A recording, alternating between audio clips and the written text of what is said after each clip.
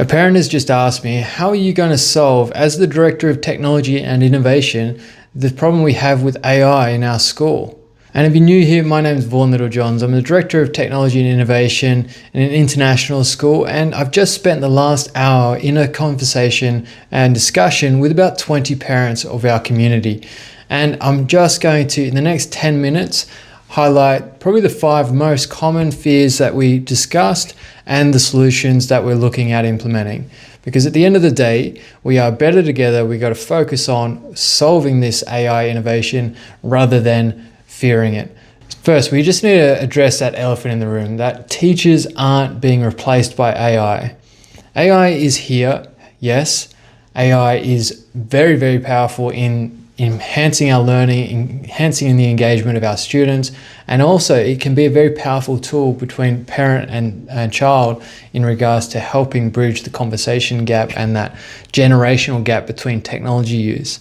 But when it comes down to it, there's a phrase that we as educators are no longer the sage on the stage. We're no longer the experts. We're no longer the holder of all things knowledge and skill.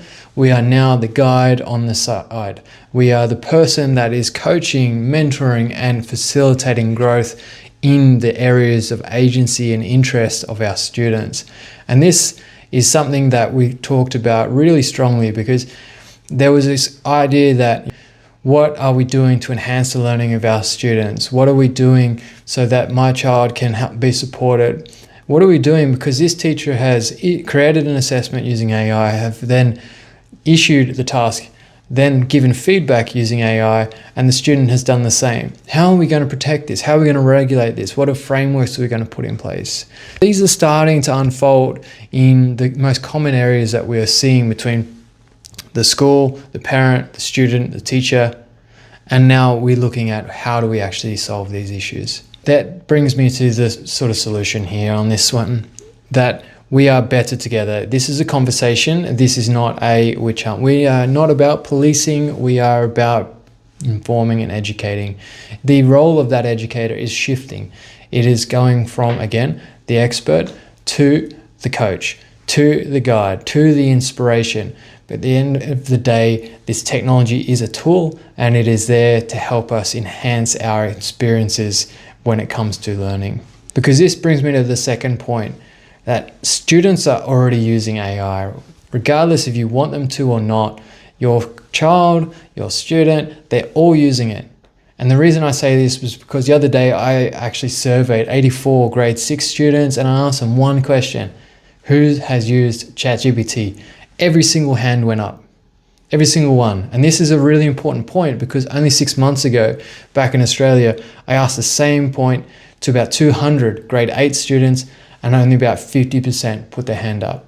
The shift is happening very, very quickly of use or not use, and protection versus regulation. The conversation is getting old. It is now, are we falling behind? And this was the fear that, look, schools in Hong Kong, schools in overseas, schools in America as of 2026 are using AI in their curriculum in their junior years. And this is the thing that parents are worried about. They're worried about falling behind. Is my child going to have the experience and the knowledge and the skills that they need to actually get the job, secure the things, to do the business that they want to? And when we look at this, we can either have two things in mind. We can either fear the unknown, or we can get curious on what is possible. What is this thing? What is it? How can we use it? What are the things that it can benefit for us? This brings us to that third point. We can be the leader in the innovation, or we can risk being left behind. When it comes to mindset and the principles of technology, we don't just use technology for technology's sake. Technology will have a purpose. It is a tool. We got to think about technology is not just a digital world. Technology is the things around us. This chair is a piece of technology. The pen that you write with is a bit of technology. And one parent gave the really good story of like when this child they have was actually saying, hey, look, AI is bad. It is destroying all humankind. It is a beast to be feared. The parent actually pushed back and challenged that. And I was like, why? What do you think this is? And well, it's making me dumb. I can't think. People I see are just using it for everything. And the parent actually gave them a scenario. Oh, imagine you were a couple of years ago. did you Google things? And they're like, oh yeah, but Google's known. Well, it's a tool. It's a tool to be used. And as one parent said, that rubbish in, rubbish out. We start looking at the actual fundamental principles of effective use rather than just use for use case, such as prompt engineering, context prompting, vibe coding, all these cool things that we can do to enhance our ability, that output that we actually get. As a parent, if you're having that struggles, those conversations between student or the child going, hey, look, I hate this, I'm fearful, it's good to be skeptical. It's good to have a critical lens, but to flat out reject, this is where our fixed thinking, without having an understanding or a principle of foundation of the reasons of why, instead of getting furious, we get curious. We start looking at why are we hesitant? Why are we avoiding this? And ultimately it comes to risk avoidant or risk averse. They're trying to go, yes, look, I'm happy to test and trial, but some people just don't want to fail. And it came to the point of, well, students are using this at home and they're using it for homework, and then they might be getting in trouble when they come to school because this assessment or this task has been written at a really high level. Well, I broke down the simple framework. There's one we use, it's called the traffic light system. It's based on the universal design for learning. Green, we're assessing the ability to use AI. We're looking at that as the skill. Yellow, hey, look, it's assumed that you're using it. We're not assessing the ability to create whatever it is. It is a process of learning.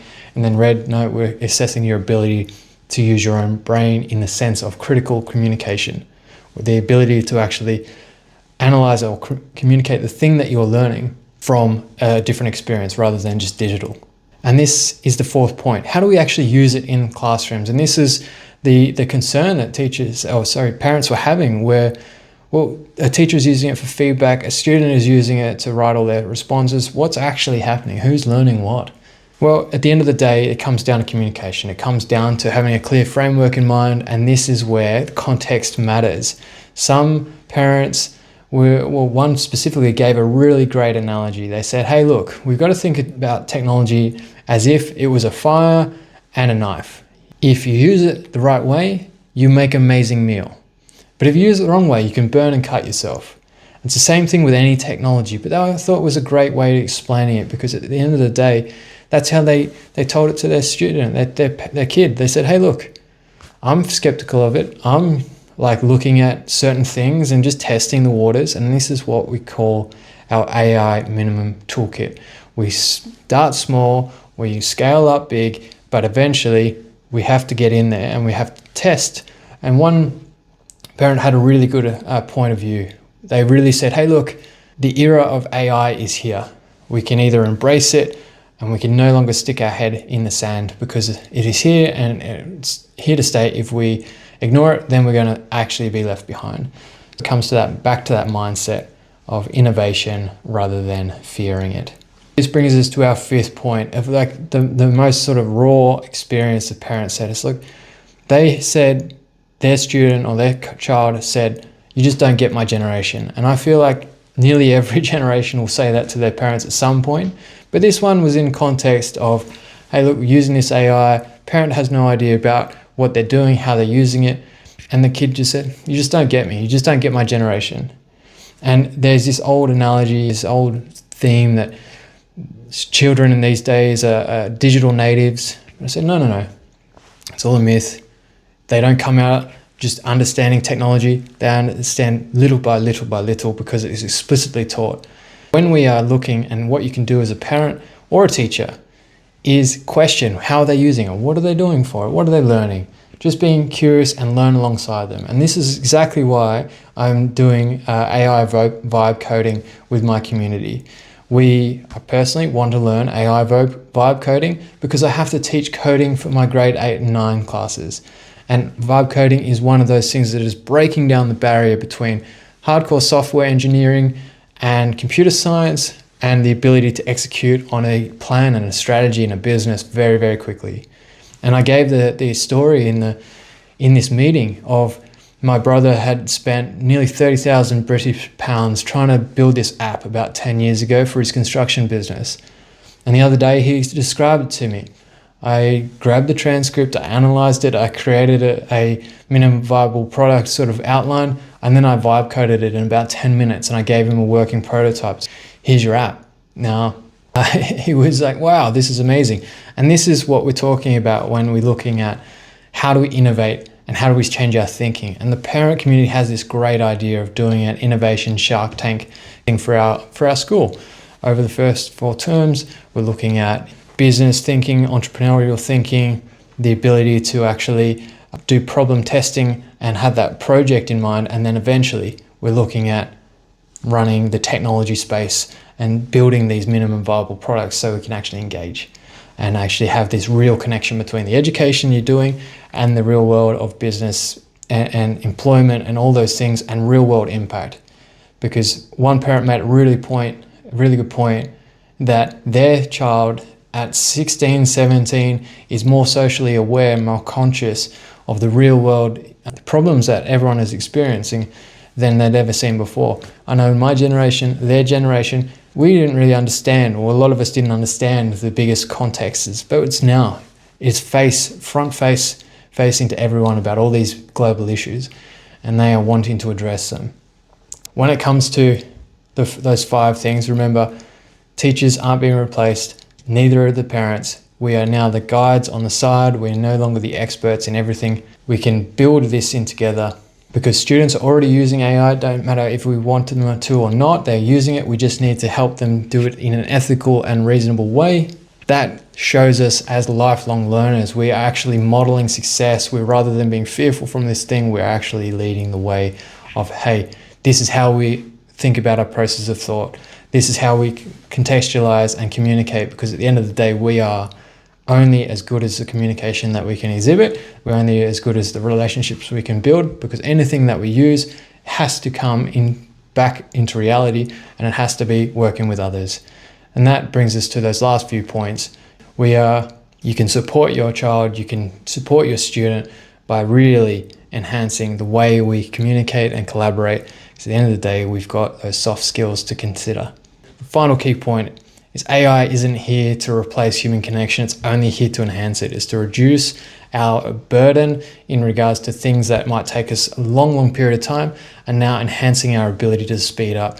And when it comes to foundational, we look at building connections, getting the context, and seeking first to understand before being understood. And this gives us a lens to actually put an action plan in place to then do little action steps, rather than creating this massive policy that no one ever reads and there's regulations that no one ever follows, because they are just arbitrary systems to make people feel better. When we come to those 5 fears, be curious, develop a lifelong learning mindset, be growth orientated, and have those conversations. If you have enjoyed this content, remember to like, share, and subscribe. And if you're a parent or even a teacher, comment below. What are your current concerns in AI within this education space? I'll read them, I'll respond, and we can actually start learning together, because remember, we're better together. Don't forget, effort equals results. You put the effort in, you think critically, and the results will come with the actions that you take. I'll see you in the next one.